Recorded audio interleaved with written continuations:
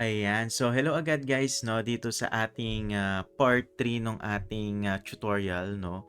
So, as mentioned last part 2 nung ating tutorial, ang sabi ko sa inyo is gagamitin pa rin naman natin itong naunang project file natin, no.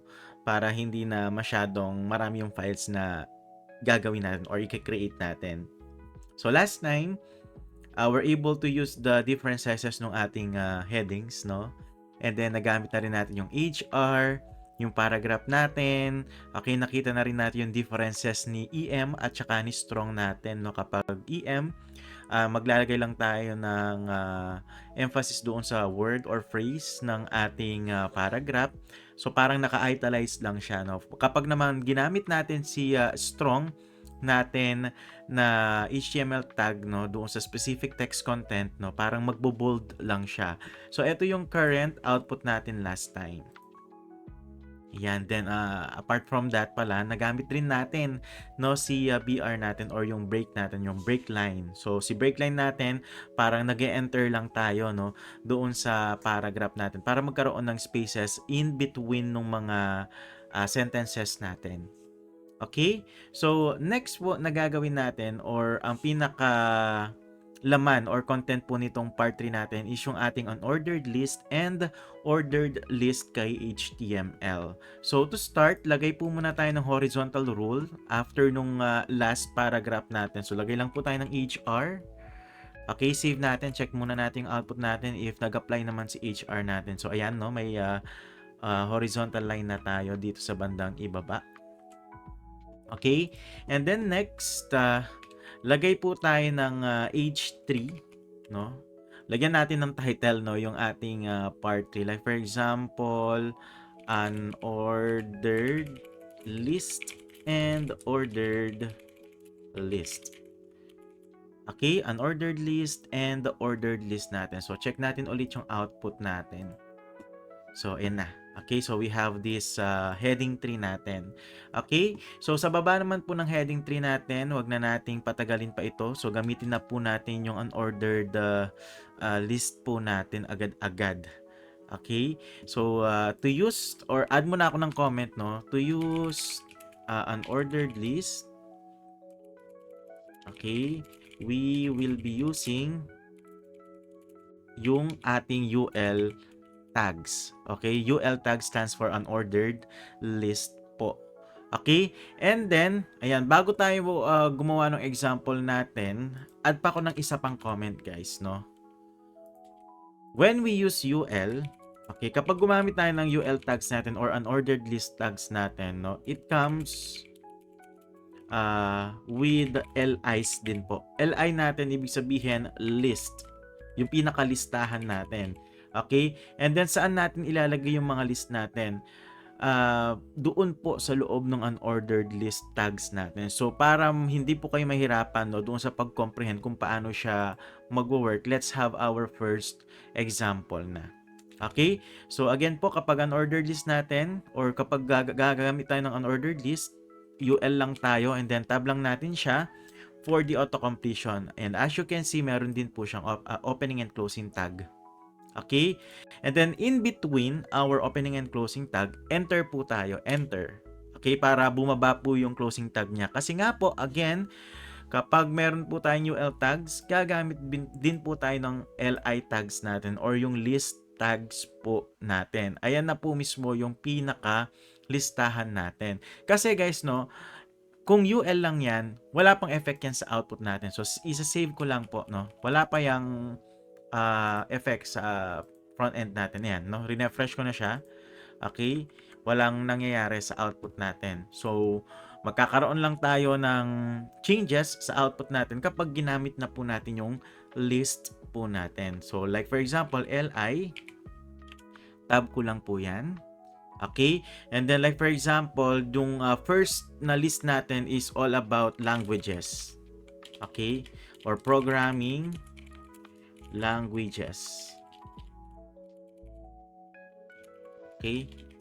Programming languages. Save ko lang po muna. Okay? Para makita nyo muna kung ano yung kayang gawin ng list natin and ng ating unordered list in general.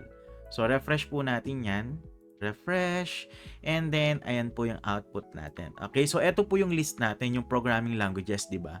And then ang ginagawa po ng unordered list natin, since unordered list nga po, okay, walang order yung listahan natin, pero may listahan, meron lang tayo diyaang bullet. Okay? So remember this one, kapag unordered list, we are talking about bullet type or bullet form of list. Okay, kaya yung listahan natin or yung first na item sa listahan natin, naka-bullet po siya.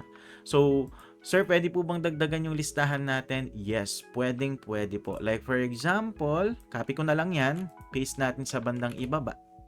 Okay, after ng programming languages, lagay po tayo ng tools, and then try pa natin i-copy yan, paste pa natin ng isa pa sa baba. Lagay tayo ng, like for example, department.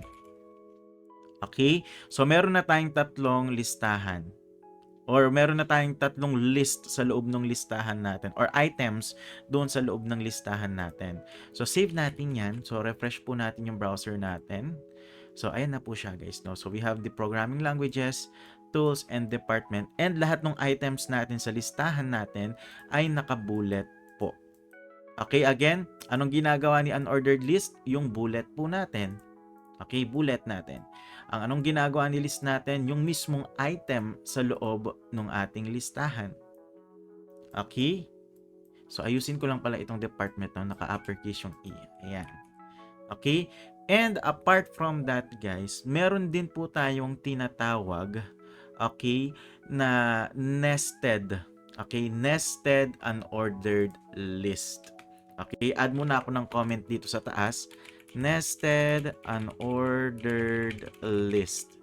Okay, ang ibig sabihin niyan, okay, UL inside an unordered list. Okay? So, meron tayong unordered list, tapos maglalagay pa tayo ng unordered list pa sa loob. Okay? Like for example po, sa baba ng ating programming languages, enter ko lang po siya, lagay lang tayo ng space, then tab lang ako para may indentation. Maglalagay pa ako ng unordered list, UL. Okay? So, enter. So, sa isang unordered list, meron pa tayong isa pang unordered list sa loob niya. Okay? So, ito yung parent unordered list natin, and then ito yung child, yung nasa loob ng parent natin. Okay? And then, under ng programming languages natin, doon ko siya itinapat. Tama? Tapos, since meron tayong UL, maglalagay din po ako ng list natin. So, LI lang ako dyan. Okay, like for example, lagay tayo dito JavaScript. Ayan. Tapos, lagay pa tayo ng isa pa. Guys, no, copy, then paste lang natin sa baba. Lagay tayo ng Java. Okay. And then, after nyan, lagay pa tayo ng isa pang programming language natin. Like for example, C. Okay, C++. Okay, sige, dagdagan pa natin ng isa pa. Okay, like for example, Go language. Okay, or Go lang. Okay, then save natin siya. Ano ang itsura ng nested unordered list in comparison doon sa general unordered list natin? Okay, check natin sa output natin. Save lang po natin muna yung ating project. Check po natin si browser, refresh. Kung makikita nyo po, okay, di ba itinapat po natin yung ating unordered list under ng first list natin na programming languages. So, kung makikita nyo, no, ayan, parang sub list po siya. Okay, parang nagkaroon tayo ng sub list natin. And kung sa general unordered list natin, yung ating bullet ay solid or shaded bullet po siya. Okay? Pagdating naman po dito sa ating sublist, okay, yung bullet po natin ay unshaded or hollow po siya, no? Hindi siya solid na bullet. Ibig sabihin kasi nga, again, kapag naglagay tayo ng unordered list sa loob pa ng isang unordered list, mare-recognize po yun automatically as a sublist. Okay?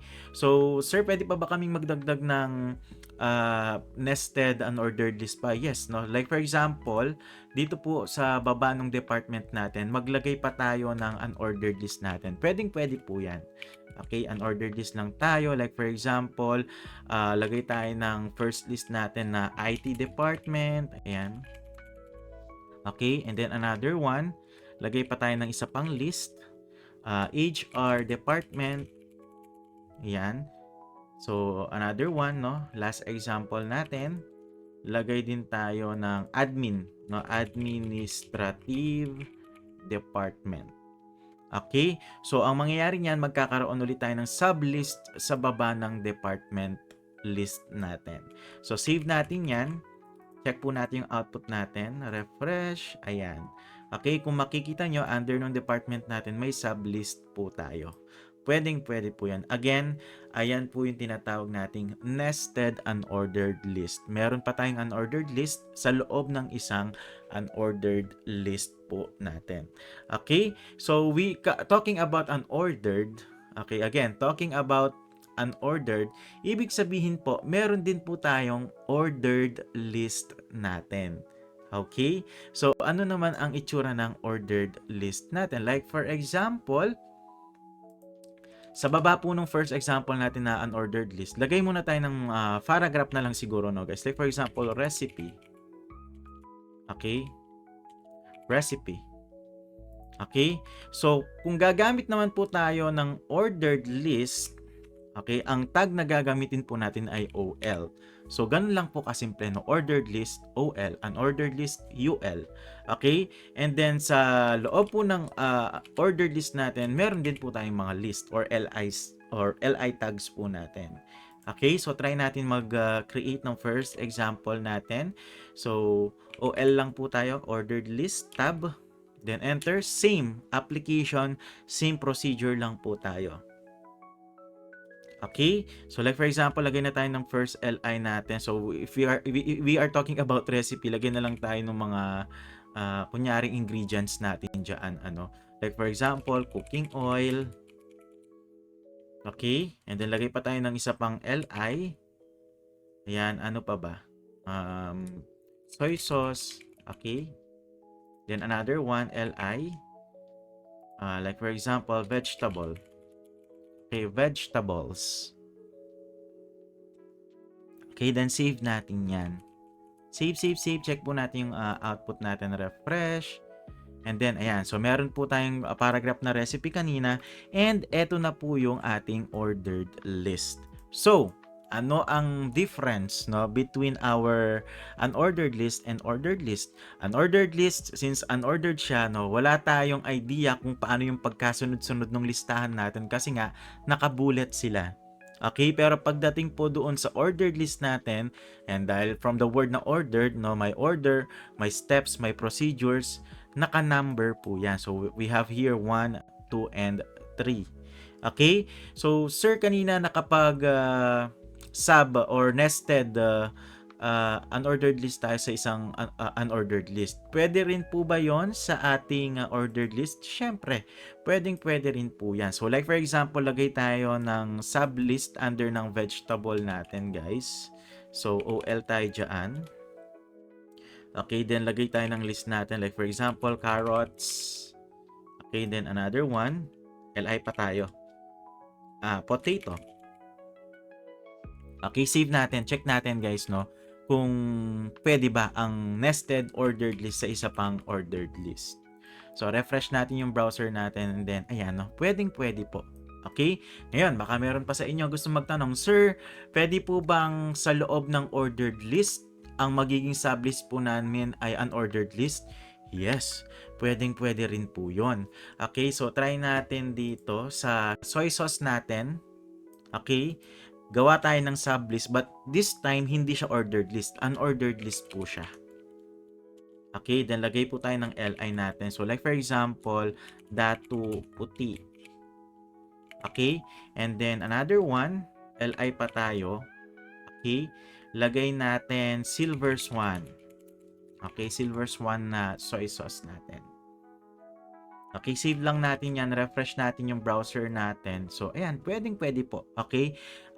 I-combine natin yung ordered list and unordered list. And vice versa. Pwede rin, no? Unordered list. Tapos, kung gusto yung like for example, itong sa department natin ay naka-ordered list, pwede po yun kay HTML natin. Okay? So, ayun po muna yung discussion natin for this part 3. Okay, hopefully, na-appreciate nyo naman po yung ating uh, unordered list and ordered list po natin. And I guess, no, guys, no, sa susunod na part siguro ng ating tutorial, panibagong file na po yung gagamitin natin since humahaba na itong ating first index.html na file.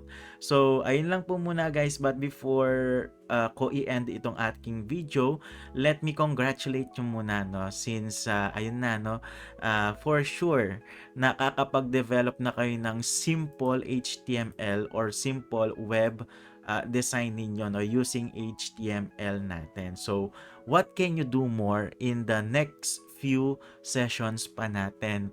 So, yeah, hintayin lang muna natin yung ibang parts ng ating tutorial, and I am willing to help you naman, guys, all throughout your learning journey for web development. So, again, thank you so much for watching our part 3. Kita-kits po tayo sa part 4 po natin. Thank you, guys!